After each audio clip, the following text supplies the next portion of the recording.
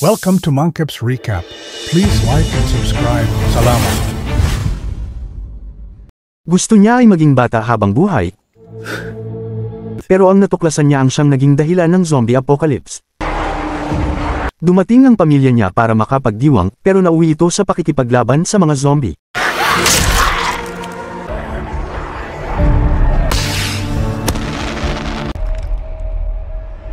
Nagsisimula ang kwento natin sa isang malayong baryo na napapaligiran ng makakapal na kagubatan at mga bulong-bulungan ng matatandang alamat. Isang babae na ang pangalan ay Nez ang naglalakbay kasama ang asawa niyang si Ruth at ang anak nilang maliit na si Ryan para dalawin ang tatay niyang si Satamine. Simple lang sana ang plano, ayusin ang negosyo at magbonding bilang pamilya. Pero ang biyahe na to, magbubukas pala ng pintuan papunta sa mundo ng mga zombie. Habang nagmamaneho, pinaalalahanan ni Rod si Nez na maging kalmado at magalang kay Karina, ang bagong asawa ni Satamine, na siya ring dating matalik na kaibigan ni Nez. Ang awkward, di ba? Ipinaliwanag ni Ruth na kailangan nilang panatilihin ang kapayapaan kasi baka ibenta ni Satamine ang negosyo niyang herbal medicine sa mga bagong investors, na pwedeng magpayaman sa lahat.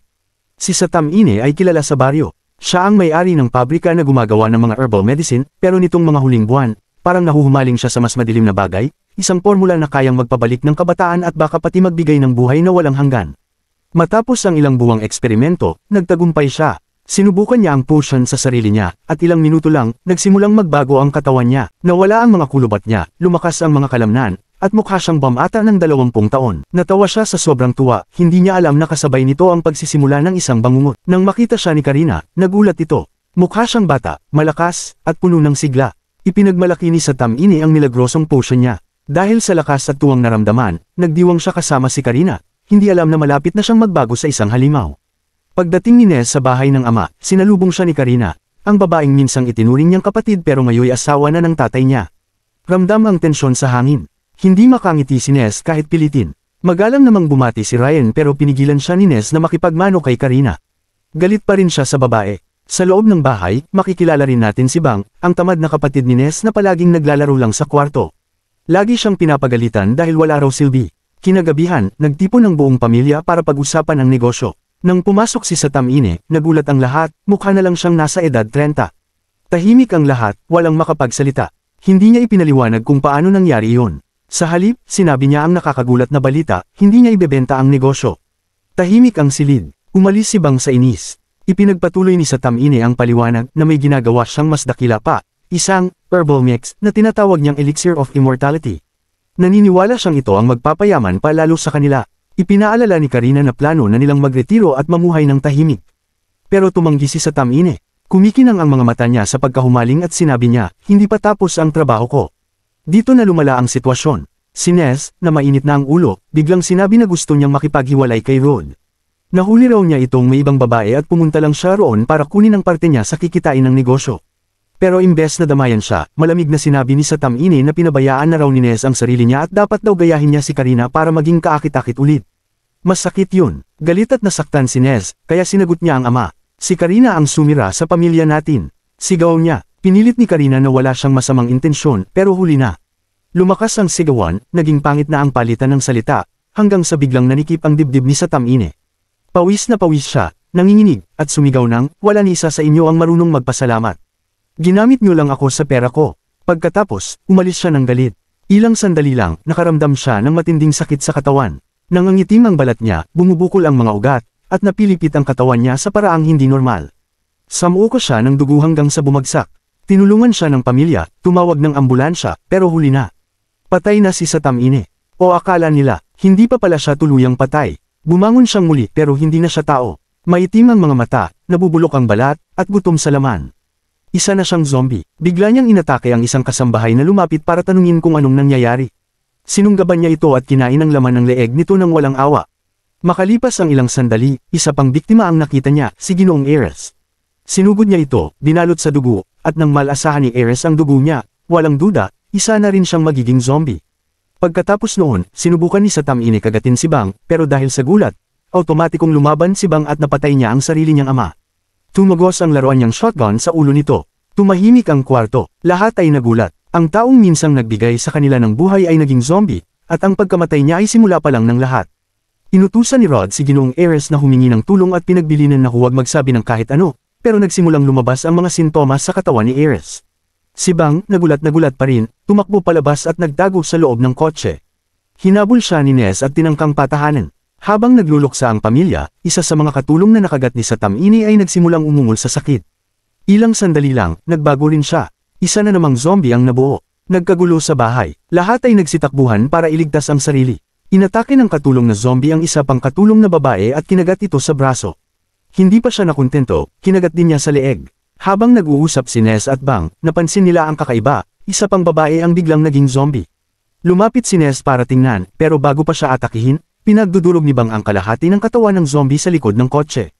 Ang nakakagulat, buhay pa rin ito kahit durog na. Tumakbo sa kabilang direksyon sina Karina, Rod, at ang batang si Ryan at Mob.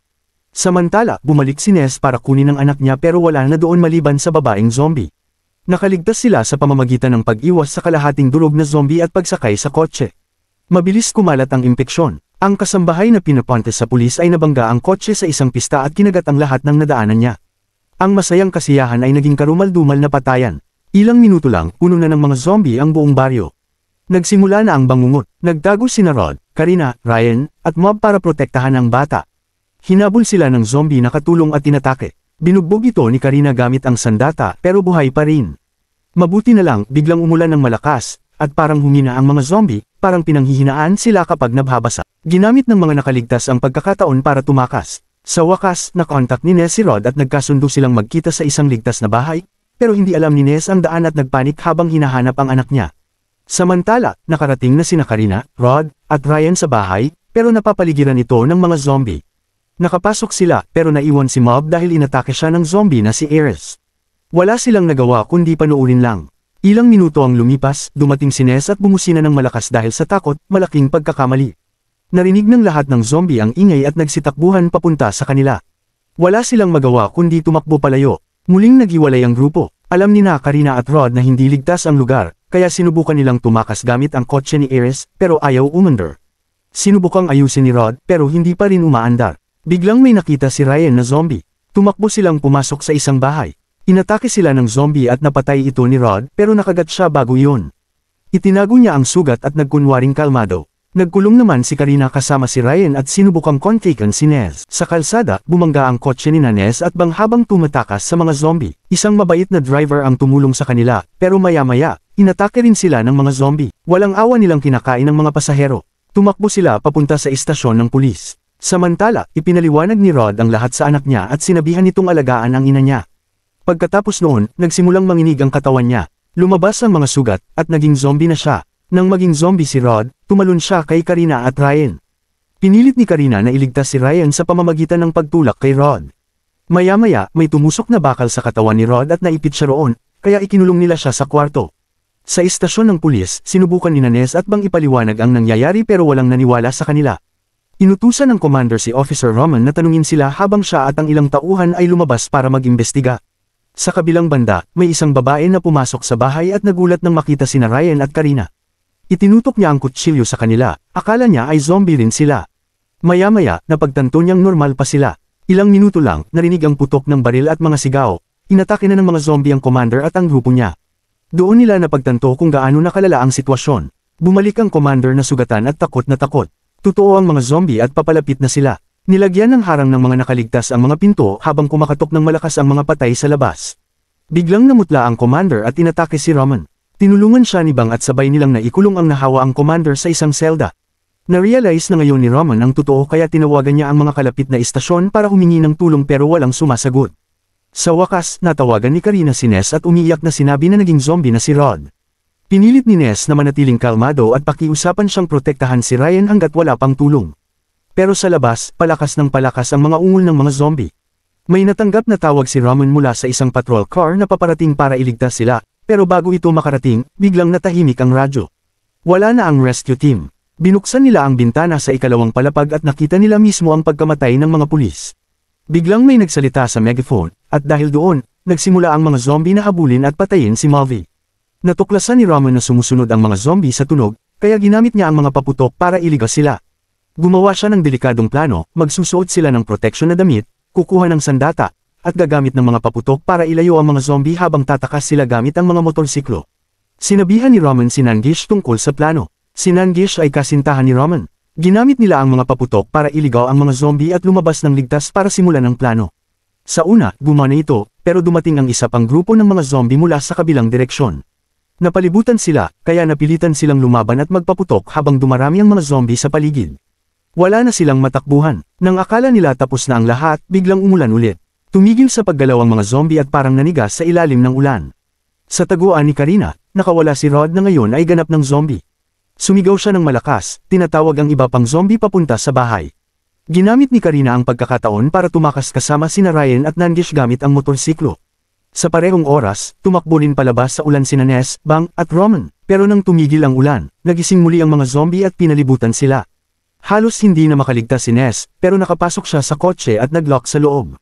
Umiiyak siya, akala niya wala na siyang pag-asa, hanggang sa makita niyang dumarating sina Karina at Ryan sakay ng motorsiklo. Ginamit ni Ness ang mga paputok para iligaw ang mga zombie at sa wakas, nagkita silang mag-ina. Pero hindi pa tapos ang bangungot. Patuloy silang hinahabol ng mga zombie. Si Karina ang nagmaneho ng truck at pinagdudurog ang mga zombie sa kalsada. Tinawagan ni Nangish si Roman na buhay pa at lumalaban pa rin kasama si Bang sa istasyon ng pulis. Sinubukan nilang magkita pero biglang pumalya ang preno ng truck at bumangga ito sa gusali. Dahil sa banggaan, naipit ang paa ni Bang sa ilalim ng gulong. Hindi siya makaalis. Dumagsa ang mga zombie. Nahiwalay sina Roman at Nangish sa kanila. Lumaban sila pero sobrang dami ng zombie at nakagat din sila. Habang buhay, hindi sila nakapagpakasal, pero sa kamatayan, walang nakapaghiwalay sa kanila kahit ang mga zombie. Samantala, inatake si Ness ng mga zombie. Lumaban siya para mabuhay, at nang muntik na siyang kagatin, binaril ni Karina sa ulo ng zombie at nailigtas siya. Napagtanto ni Bang na wala ng paraan para makaligtas, kaya gumawa siya ng mabigat na desisyon. Sinabihan niya silang tumakbo at pinaandar ang isang rocket, sabay pinasabog ang buong istasyon ng pulis. Nasakripisyo niya ang sarili para patayin ang daan-daang zombie. Pagkatapos ng pagsabog, nakahanap ng tahimik na sandali sina Ness, Karina, at Ryan. Pero hindi ito nagtagal. Napansin ni Ness ang marka ng kagat sa braso niya. Alam na niya ang mangyayari. Habang lumuluha, niyakap niya ng mahigpit ang anak niya at bumulong ng huling salita. Ipinakiusap niya kay Karina na alagaan at mahalin si Ryan na parang anak niya rin. Sa unang pagkakataon, pinatawad niya si Karina sa lahat ng nangyari. Dahil sa huli, ang mahalaga lang ay pag-ibig at kaligtasan. Habang papalapit ang mga ungol ng mga zombie, naglakad si Ness papunta sa direksyon ng ingay, may hawak na baril. Sa huling sandali ng tapang, pinaputok niya ito sa sarili, tinapos ang buhay bago siya tuluyang maging zombie. Makalipas ang ilang araw, handa na magmotor sila Karina, at sakay ang batang si Ryan papunta ng lungsod.